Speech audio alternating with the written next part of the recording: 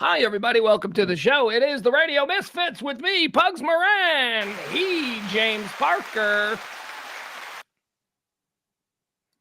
And E. Here comes E. Look at him. Yeah, I came in still looking very Billsy. Yes, with the mugshot background, which we appreciate here. Chat room. Hold on, I'm not doing the chat room properly. Nope, there we go. The chat room is an online group of people that like to basically jab at each other while listening to us jab at each other. Oh yeah. There is pure hatred in the chat room. Absolutely, without a doubt. There are people that just do not. Hi, Whitney. Hi, Byron. There are people in that chat room who it would be a problem where we'd ever all come together in one place, which is why. I feel it's not that bad. All right, well, just don't sit Byron next to Adam. That's all I'm saying. Just, Well, I want to address that. I'm glad you brought that up. Go address it. Adam yesterday was evidently watching the Ranger game, is what he put into the text, and that he couldn't participate. And I noticed that the day before, Adam wasn't in the chat room, but he was commented upon when we were going over the possibilities of there being gay interactions with men at the Stark Club.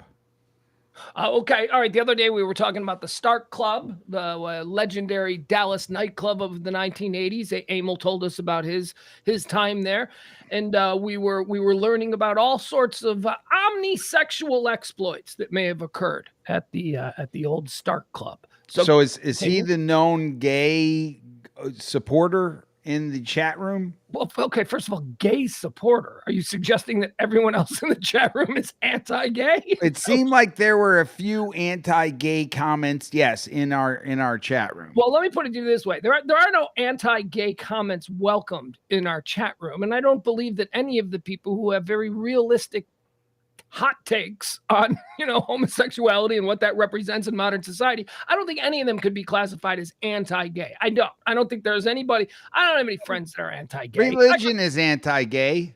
It is. It very much is. But I don't think we have any very religious people in our chat room. Is it really? My religion is also anti. Wow. How can you know that?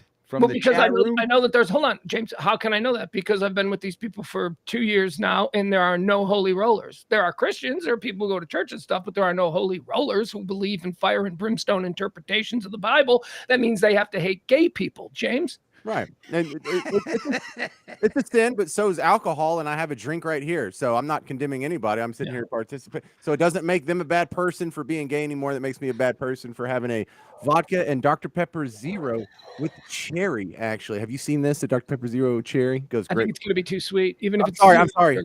I misspoke. Rum.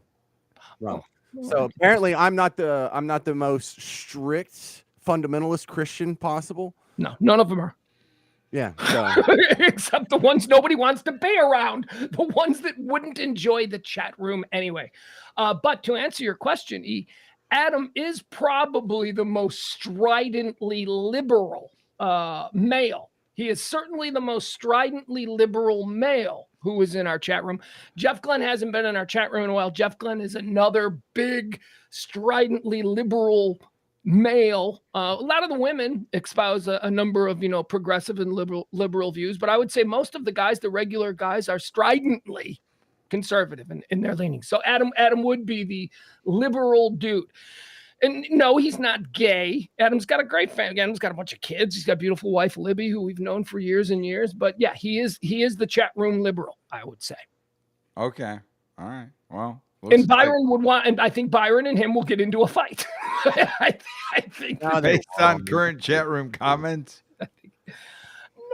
No, just yes, just because they've gotten into it, and there's been a lot of smoke in the chat room, especially during the news show where we do more current events and debate kind of stuff where they really get going during the day. Yeah, because it feels like that there's just it's like a club of chat.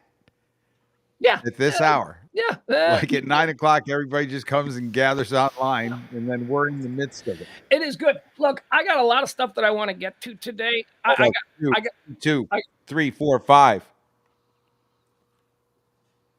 I don't know what that is, dude. Yeah, I don't know what it's at. I want to see what this QR code, where this pops up. Can I just, where's that? That locked something. See? Do we have a QR code? Yeah, I was seeing how it's over your right shoulder now. Mm. I was seeing where it popped up, because if we could use this QR code, it's just another point of entry. Sure.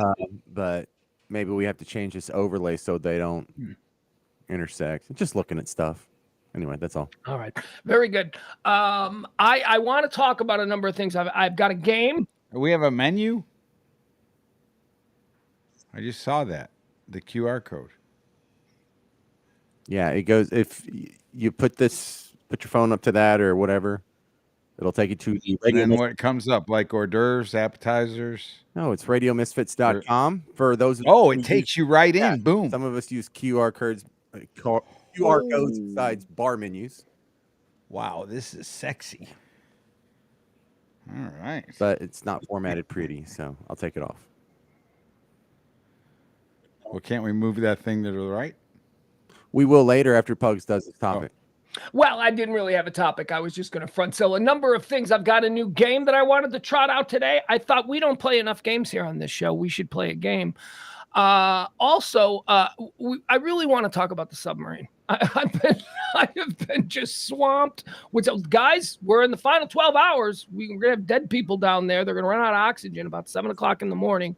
Although, I'm hearing all kinds of things about how that's not necessarily true. Hold on. Well, I feel like there's so much being missed by the news when they talk about this. Maybe I haven't watched enough, but I learned from an episode of Airwolf when they went down in the desert that you will die without water in 3 days.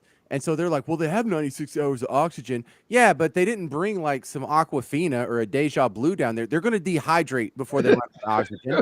Right. They were supposed to be down there for 3 hours. They brought maybe a granola bar in a fanny pack. You're right. A couple of bottles of water. They were not carrying extra weight. I'm sure they have don't bring a whole lot of stuff.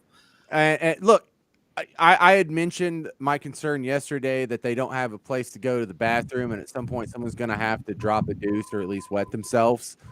But in reality, they're dead. They would die. They would have died from hypothermia long before any of these things come to pass. Yeah. And I don't know. I'm not begging for the news to be more fatalistic, but it's like, come on, what are the odds that they're still alive? Like zero, like freaking zero. I love that comment from Devin. I was just going to say the same thing. Make it wrong. That's what made me raise my hand. Go ahead. Okay, so point of view here. When you're looking for something that's in the square footage of Connecticut, is the way it's being explained. And then they've heard some sounds where they've dropped this sonar. Yeah. The bathroom issue, according to what I understand, is really the best seat in the house. It's right there at the front window. Okay, so you're saying that there is a bathroom in there. Yes, okay. The bathroom seat is right there at the front window. It's referred to as the best seat in the house. What happens is they pull across a screen, and you basically are away from the other people being able to see you defecating on the toilet. And they play loud music, loud music, and they encourage you prior to going on this particular journey of eating stuff that is not going to process. Obviously, we're past that point now with what they put in their stuff, but so you wouldn't have to necessarily take a crap in the bathroom. I advise you don't have breakfast that morning. Just have a nice little have some juice. Maybe a cup of coffee, but that's it. Not an old English 40. The other thing that I learned, which is troubling, when you're cutting down to the air at this point, each of those ballast things that you see on either side and that whole tray that's underneath it, when you see it launching into the sea, it's got like a platform underneath it. Each of those are either supposed to be able to inflate with air or to be able to detach. And so then essentially the capsule should float up to the top. So if that has not occurred yet, if this capsule has not occurred, then the amount of failure or how this thing is caught in a way that it can't get up there is it's got to be just in no way, shape, or form do I think they're going to get him out in time. Byron has, I'm sure he meant it as a dark little throw aside, but I bet they did. I bet you that the pilot of that thing, who's been down there a million times, has probably contemplated this a lot about something going terribly wrong and how would it play out and how would they. And I bet that he might, if that's a thing where you can acquire cyanide pills, he might have a little thing of. Well, he's the CEO of the company, right? Well, no, I mean, the I'm guy talking about that's the pilot. The CEO of the company is down there, but I'm talking about the actual pilot who takes people down there on this thing every single day of his life. That's his job. I mean, I bet you that dude has probably thought about this kind of situation a lot and might have a little pill in his pocket or a little something. You know what I mean? I mean, Yeah, so this is it's a bad way to die. This is a bad way to die. All right, let me tell you what I've learned, and then let me tell you what I haven't a learned. dad and his son on there. Because it sounds like y'all have answers to some of my questions. So I learned that this was the pilot's 35th trip. Is that correct? Is that what I heard? He was experienced. Yeah. Something, yeah. I mean, he is not like he's been down and up and down and a bunch. All right. Yeah. All right. So then let me give the optimistic side, and this is where all my holes are. Because, you know, I say they're dead, but I'm not 100% on that. So, you know, they got the toilet. That's a huge one. That means if they're that prepared, they probably have water. We're not worried about oxygen just yet. So really my only concern... Oh, we're very worried about oxygen. We're very worried about oxygen because that amount of airtime, that's an estimate. And it's an approximate based on everybody in that submarine breathing and creating as little carbon monoxide footprint. Right? Yeah, not a footprint. Right. So this is that amount. They could have been out of air for a day. If they had panicked and someone started hyperventilating, they could be long out of air. So, I mean, air is a real concern. So what have they said about the hypothermia situation? That's what I haven't heard anything about. How do they explain that away? Isn't it cold? You're at a refrigerator-like temperature, and I guess at some point they're concerned that you're going to go to a freezing type temperature, which is like 7 or 8 degrees. So it's cold. Like it's cold now. Lower, and so coming up at something and not warming up, like I mean, they already have issues when they get up to the surface. Shivering and shaking, and that they're going to probably have to, you know, have some medical maintenance or support for a few days. It was interesting too watching CNN now. Some of the prior deep ocean rescues of submarines and such, and there was one, I guess 2 guys evidently, that when they finally got them up, they literally had 12 minutes left of air, and that's how quickly they were rescued. And then there was a Russian sub that went down at like 300 feet or something like that in some training thing, and ultimately there were, I think, 118 of them, and every one of them perished. It took them like weeks to get the sub up, and that's really what kind of brought this to home. As much as I am anti-Russia right now and I have negative feelings towards like what's going on over there, I still just looked at that and thought, wow, what an awful way to go. The Russians lose hundreds of seamen in sub accidents. The Russians have been having tragic submarine accidents since the start of the Cold War. The big one were hundreds, right? The giant nuclear submarine that they just let float to the bottom of the Atlantic. That was the Minsk, wasn't it? The Minsk. Was that what it is? Yeah, maybe. I mean, good Lord, what an all. look, there are only 10 of these. It shouldn't be lost on us that this is a special submarine. This ain't just a submarine. This is a special deep sea, bottom of the ocean floor submarine, and there's only 10 of these. Exploration like too, because there are no Science lab. regulations covering it. This guy came up with a way of making it with carbon fiber and got past things. It has a game controller. Right. But there's one of 10 that is capable of reaching these depths. This is the only one of the 10 that is not certified by the Oceanic Adventurers or whatever. For some reason, this one has never been certified. So they're like, they had an expert on one of the news channels today. All right. What about this comment, guys? By the way, welcome back. Kursk. The Kursk, Ed tells us. The Kursk is the Russian submarine, not the Minsk, but Kursk. Okay. Same sounding. So Leslie says they all freaked out and used all the oxygen already. Yeah, like if they had 96 hours and you have 4 people in there hyperventilating, it's going to go. Oh, yeah. I think that's a very real possibility because these were tourists. These weren't trained sailors. These weren't, guys who. Had they talked about a scenario where there was like a hull breach where water got in or they lost pressure or whatever? Could be that was talked about by one of the experts, one of the people. Evidently, there's a group of people about 3,500 strong that consider themselves explorers and people that do this type of stuff, and they're attached to the group of rescue people that are headed out here with these vessels to hopefully find these people floating or have at least one piece of equipment that can get down to, Titanic level depths to pull it up. Because the other problem is it has 18 holes for them to put those bolts in.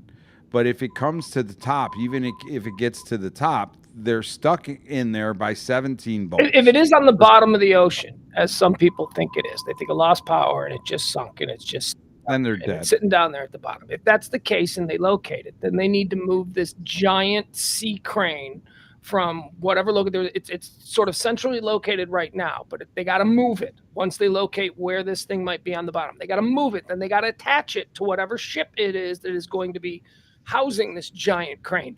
All of these things, they say, will take at least 10 hours. It'll take 10 hours to do all of those things. So they need to find these people. If the deadline is 7 a.m. tomorrow, they need to find these people in the next couple of minutes in order. Tonight, yeah, that's what I'm saying. In order for them to here we are. If we're doing the absolute most optimistic air time thing, for that to work, they have to find them on the bottom in the next couple of minutes, and that ain't gonna happen. So let me ask you this. So what happens tomorrow morning? Let's say 7 o'clock is when the time expires. I don't know, 7 a.m., something like that. So what happens then? Do we all just go, huh? Well, what else is happening? I think attention. How long are we going to, you know what I mean? How long is this going to be the Malaysian airliner? How long are we going to sit? Is it going to be weeks? Is it going to be months? Are we going to just eventually drift off and something else? There'll be a school shooting or something that'll take our attention away from this. Because make no mistake, this is a wonderfully delirious distraction from the things that we are typically always pearl clutching about. This is, as I said on today's noon show, this is news porn. There is absolutely no reason for this information to be of any interest to the three of us. It affects us in no way. We're not out there in the ocean. We're not related to these people. This is not news. This is not a hurricane bearing down on a major American metropolitan area. This is a compelling story. It is a compelling story, but it's not news. No. And our biggest news organization, this is the problem with journalism. I'm not going to go off on a big rant here, but we don't know what news is anymore as it compares to things that appeal to our prurient interests. And this is that. Well, this is a great story. I love this story, but it ain't news. Right. This is what we are supposed to talk about. This is not what CNN and Fox News are supposed to talk about.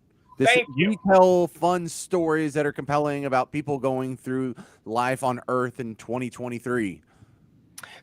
I agree. I mean, CNN has led every newscast. CNN has led every newscast for the past 12 hours at least, opening up with this story. Meanwhile, you've got a situation going on between us and China with Biden calling, Ping a dictator. That's the real big story that's going on.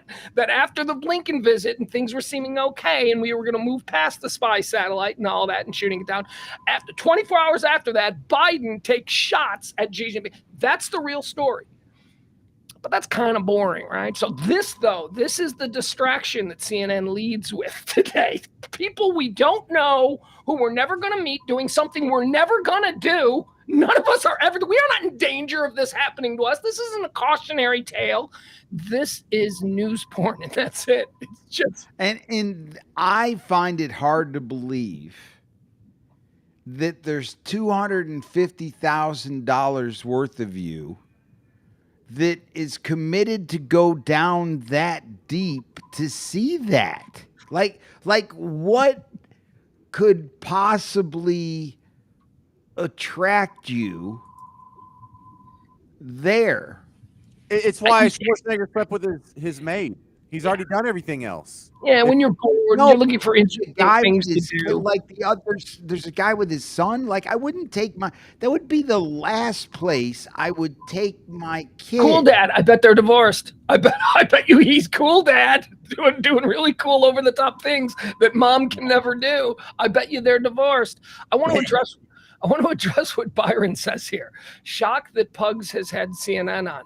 Well, Byron, that's the whole point of my rant. I had to go to a news porn outlet in order to get coverage of this because, I typically watch, like late at night, I fall asleep watching the BBC because the BBC, when I go to bed at night, they're showing their morning shows.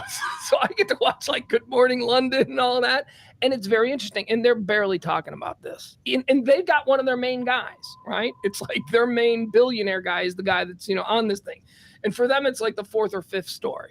So I had to go to CNN, Byron. That's why I went back to CNN, because I knew they'd be covering the fuck out of this. Well, also, I would like to address one of the little sub-threads that sprung up around the discussion of this story. And I even shared a meme today that says, I'm white, but I'm not so white that I'm going to go in a submarine to go look at the damn Titanic, right? And I've even complained about my fellow white man's propensity to do ridiculously risky stuff for no reason. The entire X Games are just built off of white people flipping around on skateboards and scooters and bikes and snowboards and stuff. Yeah. And so, like, whenever you see the news and some guy does something really risky, like dies from a wingsuit dive in the Swiss Alps or runs his jet ski into a pier, it's almost always a white guy, right? But on this little submersible, two of them are Pakistani. So can we get like a little bit of like relief here? Like, this isn't all 100% white stupidity. Like, there's a minority chipping into our stupidity finally at some point. I still consider this a dumb white guy stupid stunt. It is. I still think of it as that. Yeah, but it's kind of like acting white. Like Eminem is a great rapper. There's you can't argue with that. And these Pakistani people, they're in the bottom of a submersible down there by the Titanic. It's a pretty white move. It is a very white move. If I'm a billionaire and I'm out of things to do, this would be, I guess, on the list. Like, I'm just trying to think, like, okay, if it was okay, because my life is going to be about going somewhere where other people have not been, I just don't think this would be that in that realm of reaching. Like I would be like Monte Picchu or whatever, that place is up there. Like, I'd go there, like, before I would go underground. I would go that high up before I would go that down. Been deep. there, dude. Probably already been to the top of Mount Everest too. People run out of things. These billionaires run out of things to do. Like, but wouldn't you go up where air immediately is available versus when you go underneath and your air is immediately then reduced to a certain amount? It just seems inherently counter argument. Do you think air is immediately available at the top of Mount Everest? Or do you have to have special breathing apparatus to make that thing happen? Well, I think you can live up there amongst the air with what you go up with. It's not like you're going to lose it. Right. Well, listen, there are people who've already done that. Like Gary Johnson, the dude who ran for president a few years ago, he has climbed the tallest mountain on all 7 continents. So what does he do next? Go to space? No, he goes to the Titanic. This is, I don't know. I don't have that extreme gene where I need to have some sort of adrenaline rush. You know, like those Russian daredevils that hang from the top of buildings. Oh yeah, no, yeah. No, But it seems humanly wrong to me to go underneath water when I can't breathe when I'm in water. Like that just seems like, as an animal, if I'm a billionaire and I want to live out life, I'm not going to put myself underwater at 13,000 feet when I'm relying then on a cord and a hook and a boat somewhere to bring me back up. How do you feel about space? How do you feel about going to space? Similar? Is that the same? Yes. Yeah. Yes, it's the same. It's the same exercise because there is no air outside of where you're shooting me that I can breathe, and all the air that I'm limited to is in that capsule or in a container. F that. Nah, that's my one thing, James. I'm with you. I'm with you completely. If I was, suddenly I had all of this money, I would, be looking at reducing the risks of my death. I would be trying to, be around with all that money for as long as possible. So I ain't climbing any mountains. I ain't jumping out of any airplanes. You ain't getting me in an air balloon. That's that one I don't. Come on to the Plano air balloon. I do air balloon. Yeah, good. And die on a fire.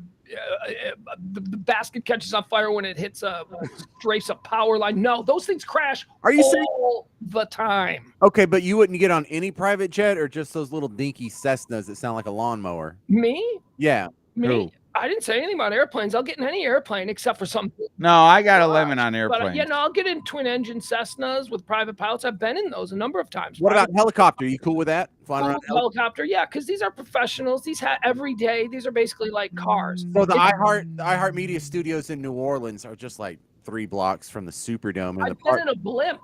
There you go. That's cool. At the top of the parking garage of the Superdome in downtown New Orleans, they have a helipad, and so big wigs, man, that you see them landing all the time. Like when you're out on the smokers patio at the iHeart Studio, on the 3rd floor, you can see the helicopter just taking off and landing there all the time. And I'm like, who are those cool dudes that at 4:00 in the afternoon, right? See, you say, who are those cool dudes? I look at them, I go, look at those D-bags. Okay, that's just the difference between us. But yes, we look at the same thing. And I see D-bags. One thing I think about is Bruce Kahn. He told me this story. He's 29. He owns a couple of clubs, but his more successful one, there was like an empty lot. And so he had to go from downtown to his club, and so he rented a helicopter. Not that he really needed to. He just wanted to be a jack off and look cool in front of his friends, and so they landed. And I just thought that like, if I had the money, that sounds like something I would just show up in a helicopter because you can. Because someone was mouthing off to you, or you think you're all bad, because you got a nice car. Well, I just got a new Audi, and then you show up in a helicopter. It's a very Texas thing to do. All you got to do is find a friend who's got a helicopter, and then you get access to it. We can go up in this helicopter whenever you want. So I told the story on the air, and some dude calls up. He's like, dude, if you want to go in a helicopter, I can pick you up at the Superdome. Dudes have helicopters. My friend Wayne, who ran the Pub and Grub, was like a combat Australian military helicopter pilot. He has helicopters, flies helicopters all the time. So you want to go up in a helicopter? No, not with you, you crazy son of a bitch. So this guy actually says it to my phone screener, Angie. Hey, I'll take you up in a helicopter. And so she just chimes in. She's like, there's some dude online too that says he could take us in a helicopter after the show. I'm like, sign me up. Like, I don't think you need to be super rich to be a helicopter dude. I think you just need to live rurally. Well, he wasn't maintenance on a helicopter. He wasn't super rich. He made more money than me, that's for sure.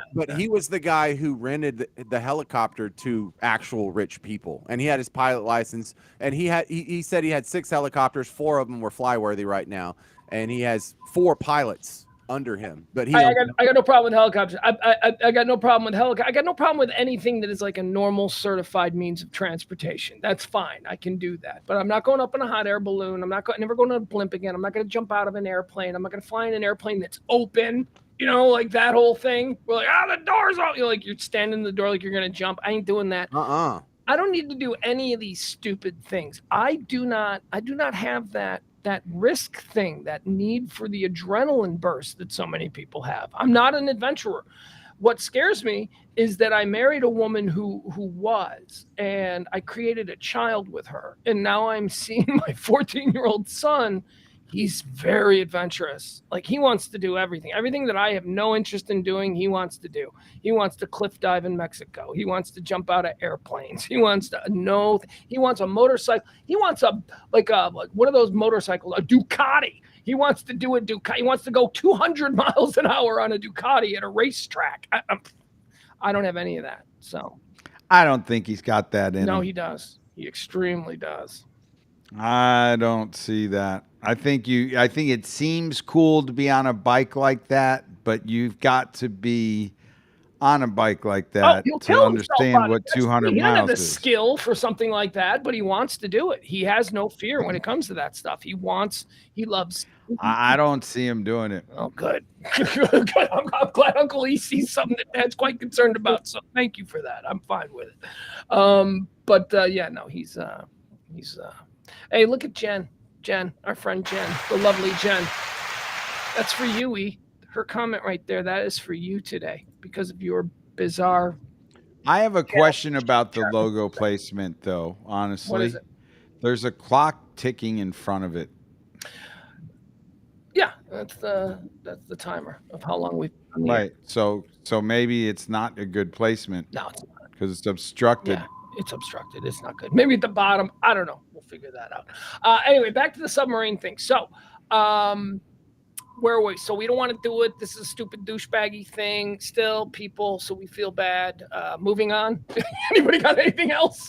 I mean, I don't know. They're probably... Oh, I got plenty of stuff. Like, I want to finish up from last night if you were there. Well, no, we're talking about the submarine. So anybody got any more on the submarine? Nope, I'm spent. Oh, they're dead. No, nothing on the submarine? Well, I do. The last thing I would say is I never bought from the first press conference that there was any hope of fishing them off of the bottom.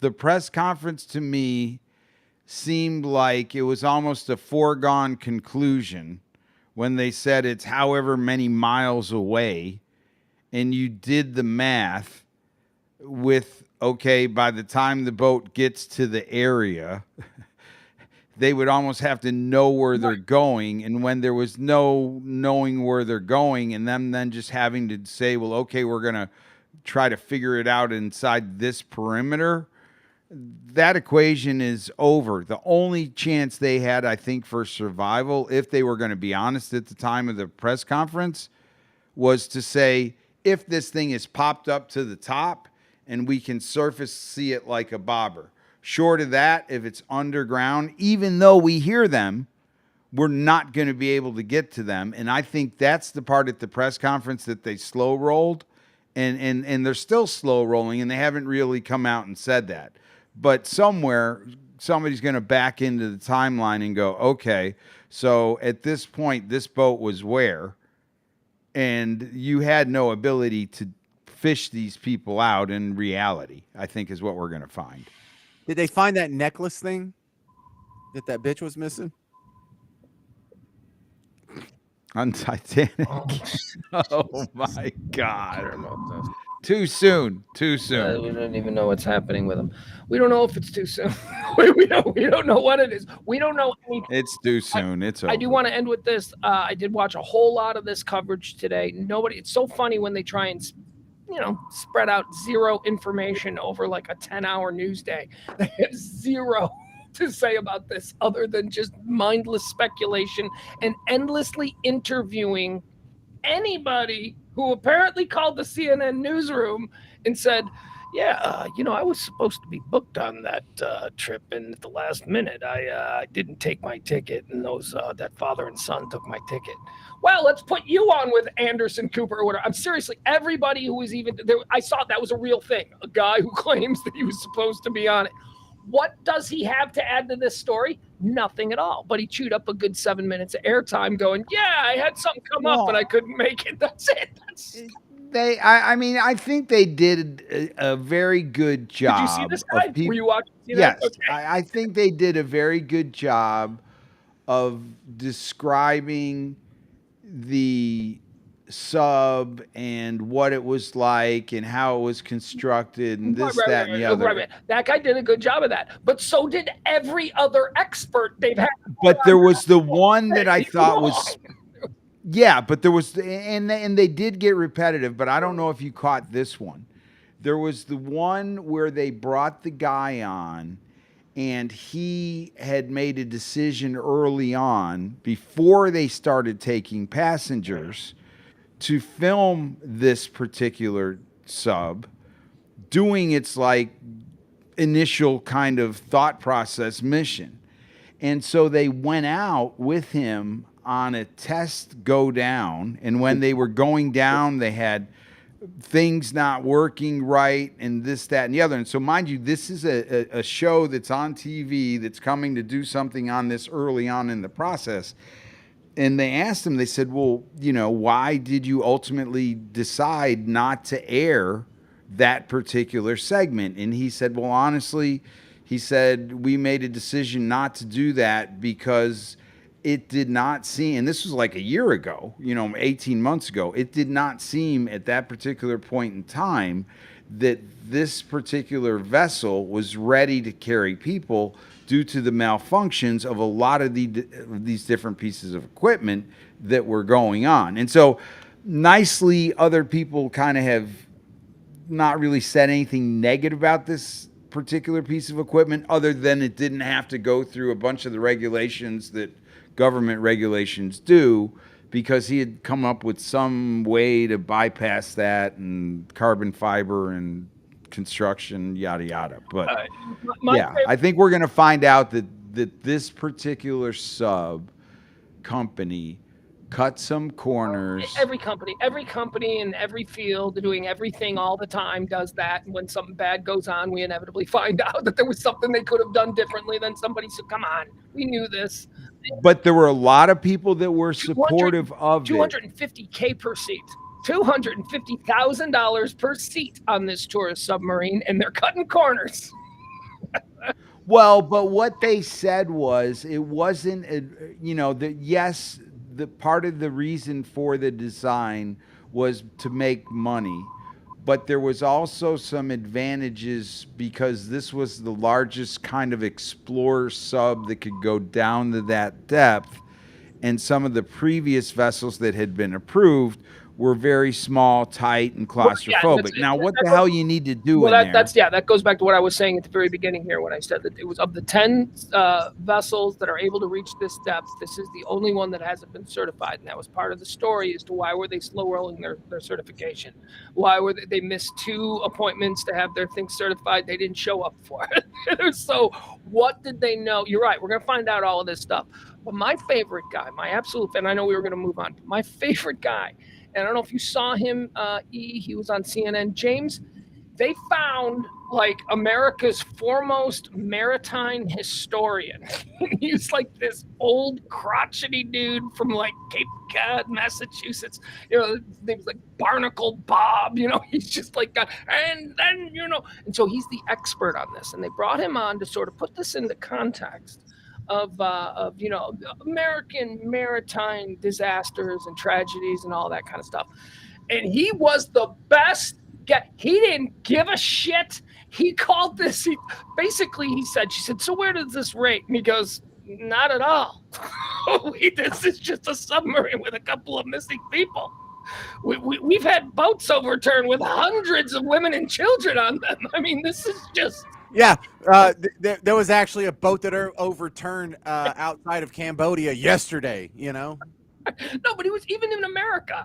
It was like he wanted none of it. It was all hype. He's the crusty old man that's like, let me tell you something about this stuff. They're all dead. Like he basically wanted to say that. Like you could tell he just wanted to call bullshit on this whole thing and go, just wrap it up. They're dead.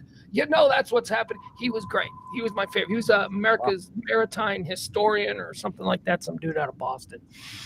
All right. What else do we got? James, did you have something you want to do? Or E, I'm sorry, I shouldn't just take the ball away. Well, I just sent you guys a bunch of follow-up stuff to the show last night, rebuttal music stuff. And I think one of the most compelling, if we were to play it, because the chat room is basically here, are the two Barbara Streisand YouTube videos that I found. All right, James, do you want to recap? What are we doing? This is I've been getting bombarded by just random YouTube clips for like the last 3 hours. There's no rhyme or reason to them, no explanation, no context, no text at all explaining what it is. Just me randomly hitting videos that he has sent me. My dad does this to me where he's like 6 videos that are 4 minutes long. I'm like, I don't know what's going on, and if I watch all this, that's 24 minutes of my time. So before I even go through all this, out right now, we're not. I was being challenged for show prep. I've done show prep. I've now sent you show prep. If you think that counts as show prep, you are sorely mistaken. Oh, I sent you some YouTube links earlier today. We were talking about Morgan Wallen. We were talking about Morgan Wallen being a crossover artist, and I was showing you how he has already crossed over into hip hop. Yeah, no one was arguing the crossover artist. Were we challenging that? Yes, you were saying that he was limited because he was only in country, and I said no, he's in crossover mode. And then I showed you a video of him and Lil Durk doing a song, and then I showed you crossover means he's still in country, and it also means Zayn from One Direction is still like 10 times as big as he is worldwide. You didn't make any point. You showed me a video. No, and then I showed you a video that's only been out 3 weeks, and there's like 7 million views already. You showed how many? 7 million, something like that. Wow. At this rate, in 3 weeks. By the time we're 900, he'll get to Zayn's 2 billion views. Okay. Let's reestablish for people who are listening what this is about. There were 2 subjects that we need to reestablish what the debate was. We can't keep moving. We need to play the damn songs. We don't need to play any of those songs. That's horrible radio. First, we need to explain the argument. I believe the first argument was between who's bigger, who's a bigger star. No, the first argument was Barbara Streisand being Jewish. Okay, that was the first one. All right, so logically, that was the first one. So the first one is not whether or not Barbara Streisand is Jewish. Nobody debated that Barbara Streisand is Jewish. She made Yentl for crying. The debate was that she was a Jewish singer, a Jewish artist, an icon, and the Jew public liked her because she was Jewish and a singer. The fuck? The Jew public? The Jew public? You're just Jewish saying that? No, the Jewish. What did I say? The Jewish public. Jesus, it's like doing a show with Jimmy the Greek. It really is. He doesn't they have know. Fast twitch muscles in their legs. He didn't know. Do you know that this is the anniversary of Al Campanis going on Nightline and saying that the reason this is the anniversary? No, I'm sorry. This isn't the anniversary. This is the anniversary of his death. Al Campanis died on this day. That's right. Al Campanis soundbite ever. You told me that she did not do any songs that were Jewish in nature. There was therefore no reason that the Jewish people should be liking their music more so. Nobody said that. What we said was she's not considered a Jewish artist. She was an artist who is Jewish. But when you call someone a Jewish artist, that means that they've made their bones doing nothing but Jewish Talmudic songs, or like she's a cantor or something. That's not what she is. She's like Taylor Swift is not a Christian singer. She's a singer who happens to be a Christian. Yeah. And Barbara Streisand is an EGOT. I mean, so how can she just be a Jewish artist when I think she's the first EGOT. That's the Emmy, the Grammy, the Oscar, and the Tony Award winner. She's got all of them. That puts them on the Mount Rushmore. So how can you just limit them? By calling them, well, I think like that. Okay, so what I saw was she was singing what appeared to me religious ballads that were of the Jewish religion. Okay, let me ask you this: is Linda Ronstadt a Latin artist, a Latino music artist? Tejano with the. That is that what Linda Ronstadt is? Like Charo, yes, but not being a musical singer. Tejano. Is Linda Ronstadt a Tejano artist? I Oh, do for fuck's not. sake, of course I she do does. not. I do not recall her singing anything that the Tejano culture would go, yes, that's our All girl. right. Her largest selling albums have been Spanish language albums that she did in the Latin music format. But nobody would call Linda Ronstadt a Latin music artist the way they might call Julio Iglesias. What about the movie? Go ahead. The movie Yentl and all the songs in Yentl. Yes, that was a movie that she made, wrote, directed, and starred in about her Jewish faith. But it wasn't. First of all, I don't know that it was a musical. I think and then she was talking the gold of my ear when she sang that song. Like, I remember they did a special, and that she's was a Jewish woman. What is your point? This is what I don't get. See, she's Jewish. But they rolled her out as Barbara Streisand because she was Jewish. No, they didn't roll her out because she's Jewish. They rolled her out because she was immensely talented in the 1960s, and they went nuts. And Jewish. Yes. She won her Tony at 16 years old on Broadway. And she sang some song in Hebrew or whatever it was. Funny Girl. No, what broke her. That is not a Jewish thing. But the song she sang when Gold of My Ear was on the background and couldn't even see her. Gold of My and Ear she was talking to her. Probably in Israel. She's probably doing something Jewish oriented or Israeli oriented. Why would that would make perfect sense for her to do that? So she was the original Funny Girl. Yeah. Oh wow, that's where she came from. Oh damn. Okay. I've just found that out right now. Oh, okay. She won that song. She originated the role on Broadway. That's where she broke out of. Wow. Oh, dude, I didn't know. What was the other one? There's another big one too. She had like two super massive musical hits right after each other, and she was only like 16. So do you think the Italian community adopted Frank Sinatra? Absolutely, 100% they did. Absolutely.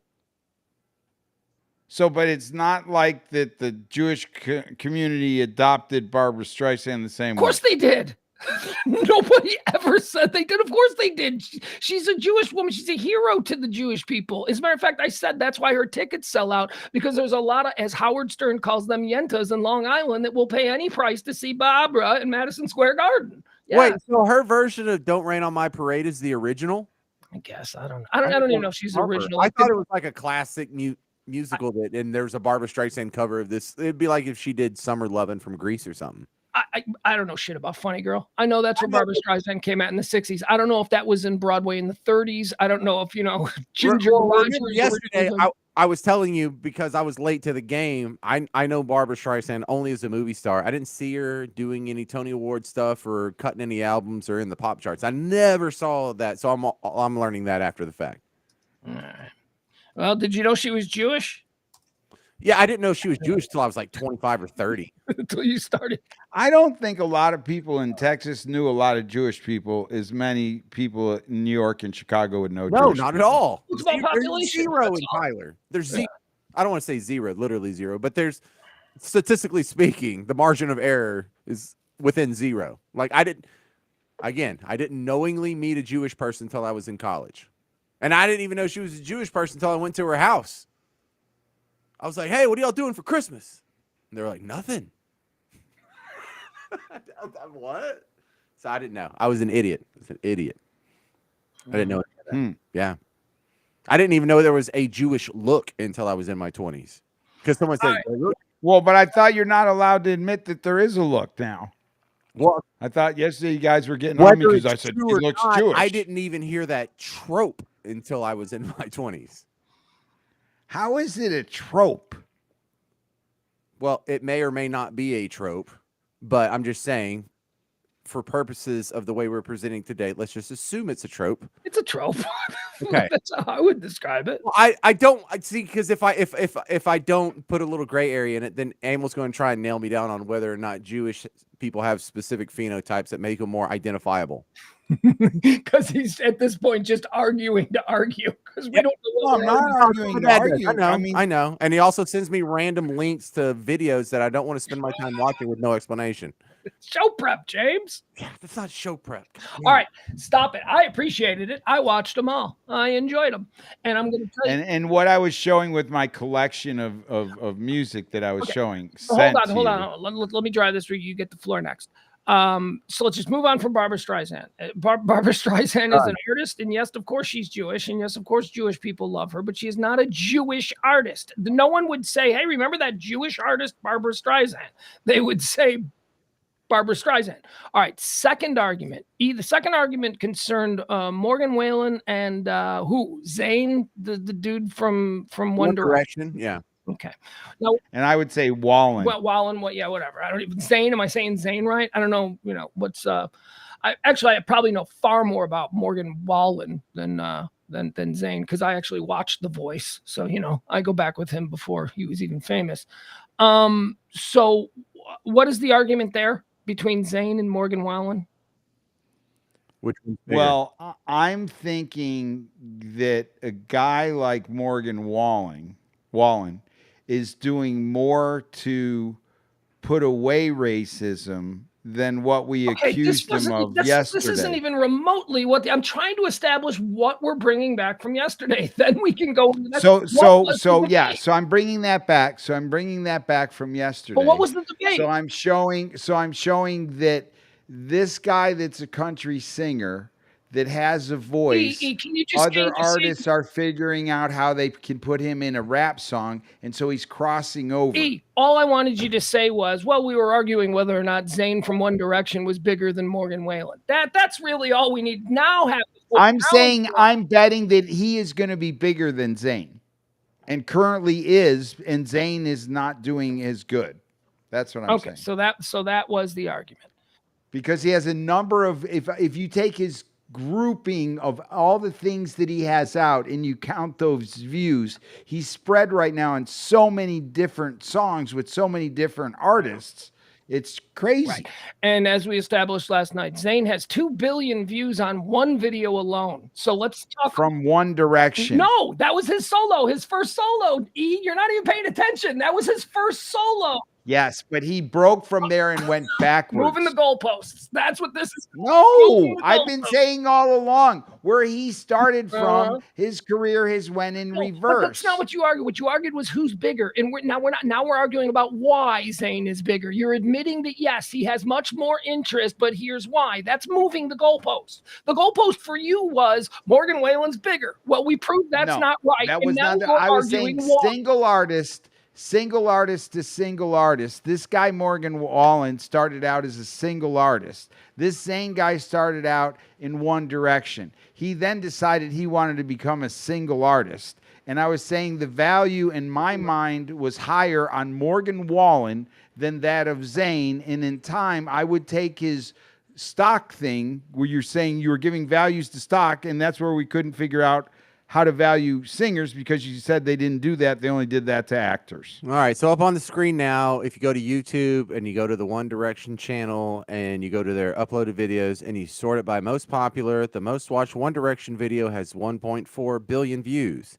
So Zayn's most popular video has outstripped the most popular One Direction video. So his career did not go down when he left One Direction. It went up. He is more popular since he left. But he is arguing that that's only because he was in One Direction, which wasn't as popular as the 2 billion he got on his own. That's what you're arguing. You're arguing that he's got 2 billion on a solo video because he came from One Direction. But now James has just revealed that he's got 800 million more on that one solo than the biggest one that One Direction has. So, but it's his one. That's why. Because it's one song. That's all. Okay. Okay. Can't win. Always Yes, you're right. So you get 2 billion on one song. Why do a second one? Let me ask you this, E. What fact can we bring you that would make you say, oh, I guess Zayn is more popular than Morgan Wallen? He's not considering the global music market. Hey, and the country music is a tiny sliver. The country. First of all, let's talk about number ones. It really only counts. Hip hop. Hold on. No. It only counts if you are a big charter on what is known as the pop charts. When somebody from one of the lesser charts, whether it's the R&B charts or the country charts or the metal charts or whatever they are, when somebody from one of those charts suddenly gets listed on the pop charts, that's called a crossover. Okay, so admitting that Morgan Wallen has a number of #1 hits. He doesn't have any pop chart #1 hits. He's got a number of country hits. But we have to be reminded that that is a small sliver that only takes into account the United States of America. What One Direction and what the Zayn dude is all about is selling out 100,000 seat soccer stadiums in the middle of India. Okay, that's something that Morgan Wallen can never do. And you're just not considering that. You're not giving that any credit because on Lake Louisville and Party Cove, Morgan Wallen is very popular and he doesn't hear any Zayn. Right? I hear more Petey Pablo than I hear Zayn. Yeah, that's true. All right. Speaking of this, hold on. Jesus, this is where it would be really nice to have a producer. Let's see. All right, here we go. Okay, hold on. Just everybody bear with me. We'll be out of here in a second, okay? Just bear with me. All right! It's time to play a game, everybody. Who wants to play a game? You guys want to play a game? That's what we're doing. Play a game. I'm excited already. All right, we've transitioned into game player mode. Ready? Here we go. All right, everybody, welcome to the first ever offering in the newly branded Radio Misfits game portfolio. I'm your humble host, Pugs Moran. Join me in welcoming our guest, James Parker and Emil Cirillo. Did I need to change names for the game? No, you're fine. All right. Oh. Here are the rules of the game. It's simple. I give you 2 names, and then you tell me whose is bigger. Whose is bigger is the name of the game. And of course, because of what we were just talking about, we're talking about whose album sale totals are bigger. I will give you names of extremely popular pop artists. I'll give you 2, and then you will tell me whose is bigger, who sold more records, more units. This is from the Recording Institute Association of America, so the Grammys. Now, this is limited to album sales in the United States, okay? I'm going to give you 2 people, 2 artists, and I'm going to say, whose is bigger? And you're going to tell me. Are you ready to play? I'm ready. All right. Here we go. Let's start off with America's Kusum Twosome. James, Emil, first to buzz in with the right. I didn't work out the rules. I don't know how we're going to do this. But here's whose is bigger? And of course, we're talking about album sales, units per product. Whose is bigger? Beyonce or Jay-Z? Whose is bigger? E? Beyonce. James, do you agree or disagree? I agree. You agree. So you both say that Beyonce's is bigger. Oh, I'm so sorry. Jay-Z has sold 500 million more units than Beyonce has. Jay-Z's got a good 10 years on her, though. I'm sure Beyonce will pass him. All right, that's how we play the game. Now, let me ask. So much for the Queen Bee. Well, again, Jay-Z had 10 years of record sales before, she probably ever really even got on. Yeah, but he's way behind her in both letters, J and Z. James Emil, let me ask you, as far as records and units sold as certified by the Recording Institute Association of America, whose is bigger? Elvis Presley or Garth Brooks? E. Elvis. James, do you agree or disagree? Garth. James says Garth Brooks. He does not agree. Garth Brooks is bigger than Elvis Presley. Garth Brooks, 157 million units. Elvis Presley, 146.5. It's because he's I'm on a roll. He's selling all that Bud Light at his bar. There you go. All right, here you go. Here's a good question for you. Gentlemen, whose is bigger, Led Zeppelin or Michael Jackson? E. Michael Jackson. You both agree it's Michael Jackson? Well, see, that the tough one is Led Zeppelin had more albums. Michael Jackson just had bigger albums, but fewer. I'm still leaning Michael Jackson. So you will say Michael Jackson. Oh, I'm so sorry. I'm so sorry. Led Zeppelin with 112.5 million units shipped in America. Michael Jackson, just 89. I got this game million. figured out Oh, now. do you? Okay. Oh, this is America only, huh? Yeah, this is America. This is a recording, and these are the biggest selling artists in America.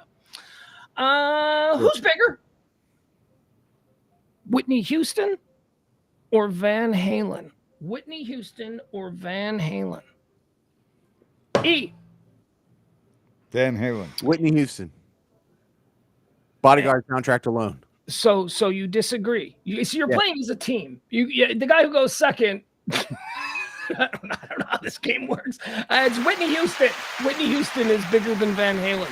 It's very close though. Whitney Houston is bigger than Van Halen by. Isn't Van Halen one of those weird bands that you think they're huge, but they never had a #1 hit? Yeah. They didn't have a number one. They didn't have a pop charting album. They were always on like a rock charts and all that stuff until 1984. All right, here's one for you, gentlemen. Whose is bigger, Barbara Streisand Or Morgan Wallen, or the Rolling Stones? Whose is bigger, as certified in America by the Recording Institute Association of America, otherwise known as the Grammys? Who's bigger, Barbara Streisand or the Rolling Stones? E. I would not be a Rolling Stones fan if I voted for Barbara Streisand, regardless of what I think. Well, you're trying to win based on what you think is the right answer. So. Yeah, I'm going to go with Rolling Stones. Rolling Stones. E, do you agree? I'm not going to vote against the Stones. Okay, so it sounds like you guys are saying whose is bigger. You're going with the Rolling Stones over Barbara Streisand. Oh, I'm so sorry. I'm so sorry. Barbara Streisand with 70 million units sold. Rolling Stones 66.5 million. 66.5. So that means that the Jewish people have bought more Barbara Streisand records. That is the minority, no pun intended, of her record buying public. Gentlemen. But we would bet that more Jewish people. Gentlemen. Whose is bigger, the Dave Matthews Band or Bon Jovi? The Dave Matthews Band or Bon Jovi? Whose record sales are bigger in the United States? Does it have to be Bon Jovi? Certainly Bon Jovi, right? Dave Matthews Band or Bon Jovi? E, do you agree or disagree? Oh, it's so Dave Matthews Band. I can't even tell you. So you disagree. Well, gentlemen, this is kind of a silly one. It's a bonus cash round because it's an absolute tie. That's right. The Dave Matthews Band and Bon Jovi are tied at 34.5 million units shipped in the United States. I think the tiebreaker goes to the Dave Matthews Band, though, because they've been around for less time. Gentlemen, who's bigger, Britney Spears or Madonna? Britney Spears or Madonna? Who's bigger? Whose is bigger, Britney Spears or Madonna? I would say Madonna. Nope. Britney. You're saying Britney? Yeah, it's Britney, bitch. Well, that would be wrong. Madonna has twice the amount of albums that Madonna has 64 million units shipped, and Britney has 32 million units shipped. So that one was a little bit of a difference there. Gentlemen, who's bigger, Taylor Swift or Celine Dion? Ooh. Who's bigger, Taylor Swift or Celine Dion?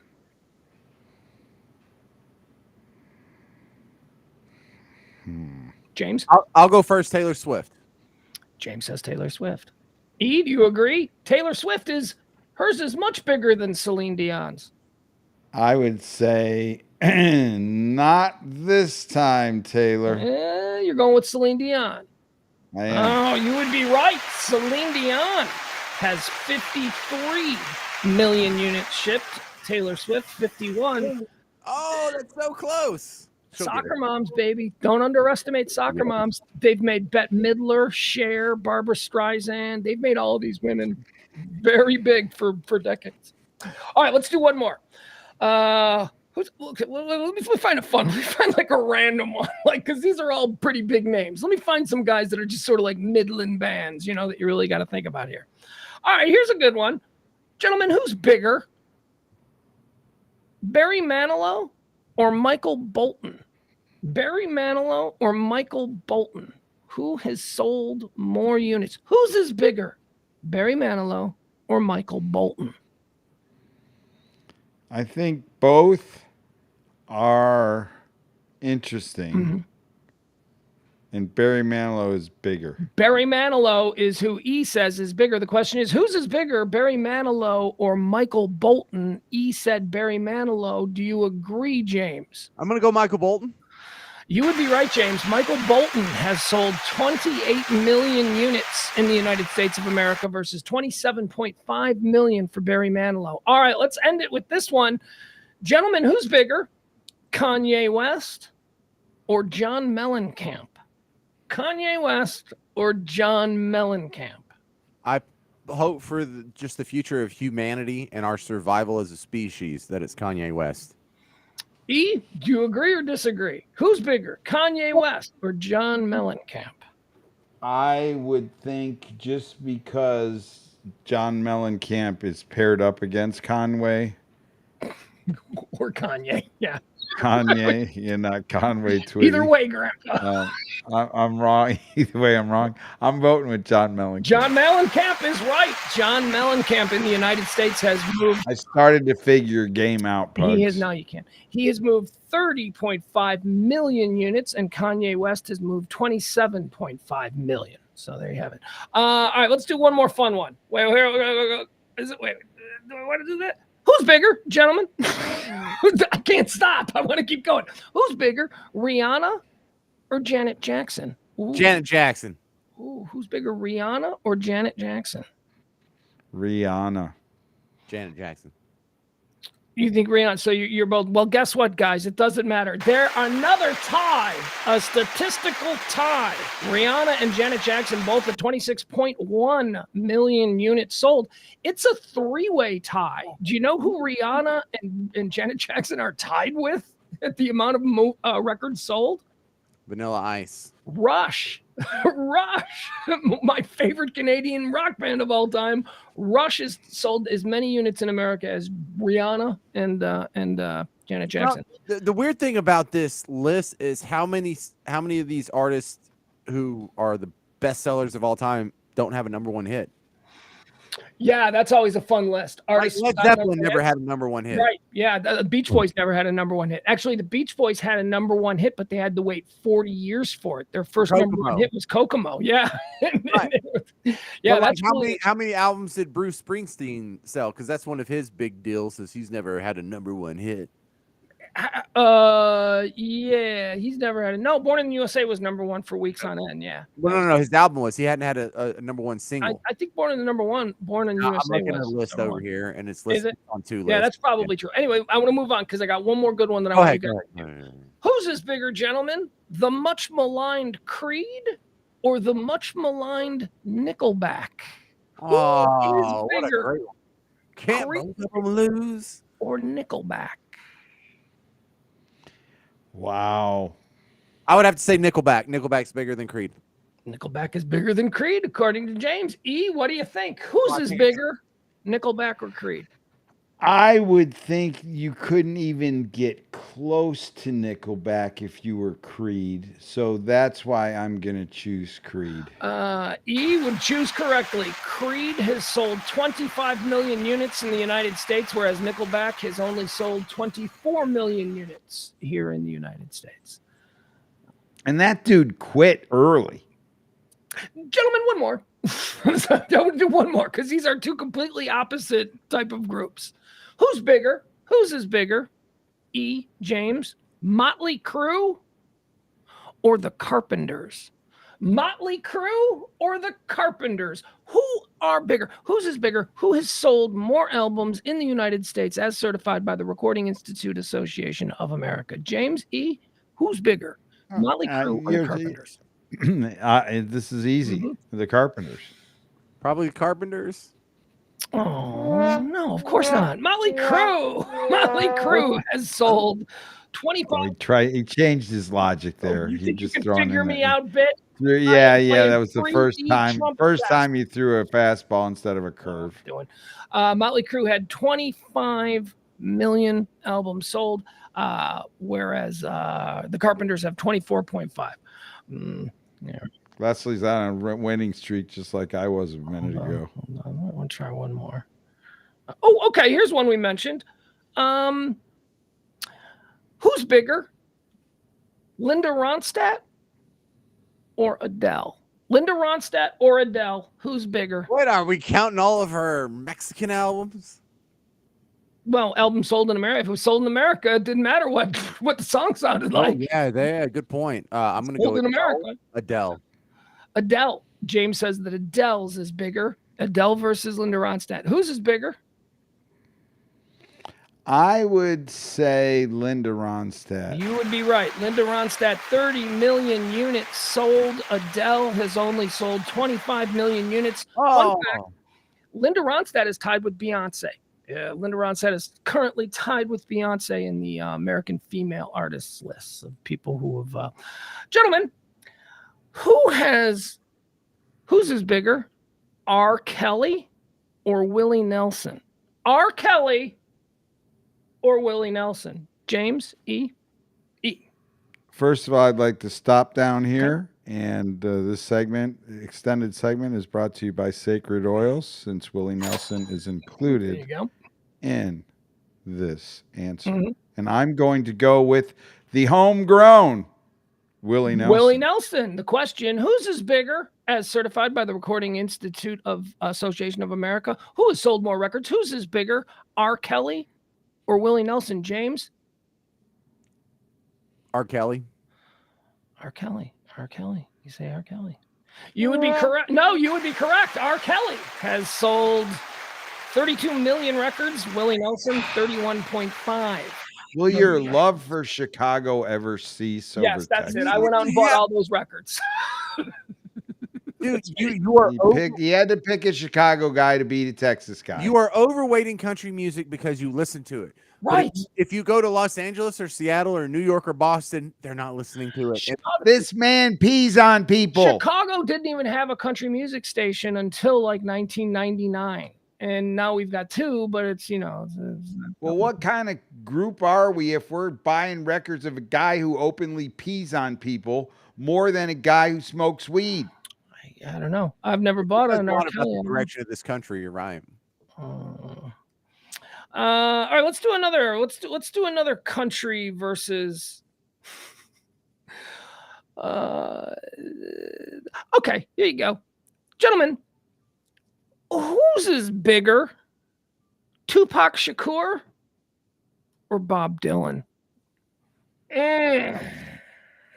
Not even close. Tupac, right? I'm going with Tupac. Going with Tupac. Well, once again, I guess you're wrong, because that would be a tie. Tupac and Bob Dylan. I don't think that's not a tie. There is.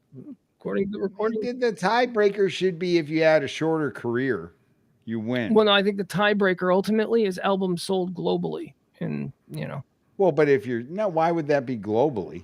What other stat do you got? What other stat do you got? This is a stat about records sold in America. So if you wanted, how many you sold in how many years of a catalog that you created seems to be an important stat.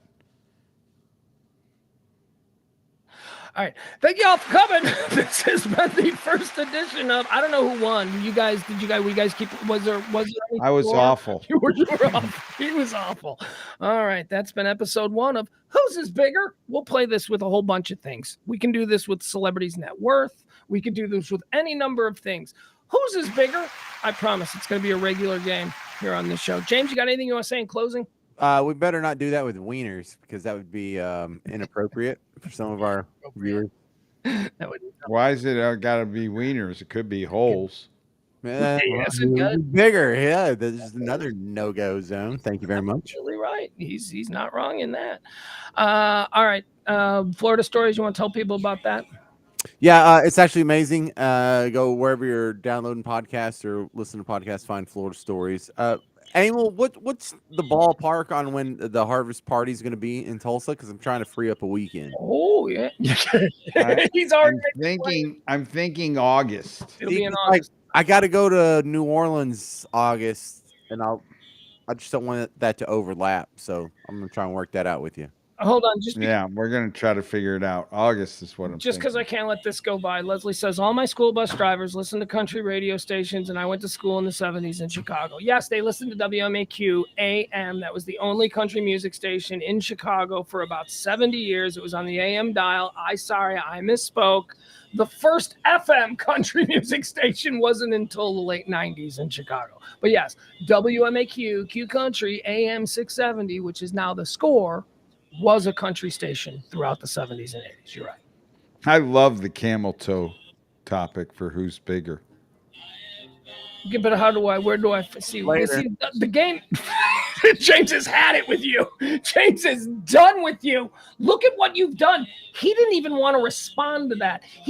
I know what he was going to say. He was going to say something like, there is no quantifiable way to tell which camel toe. We're talking about finding statistics that apply to any number of things, twisting their meaning and having a little fun with it in a game. I'm sure there's somebody who's got pictures from the zoo and we could like look at their toes. This is what we deal with. This is every night, Monday through Thursday at 9:00.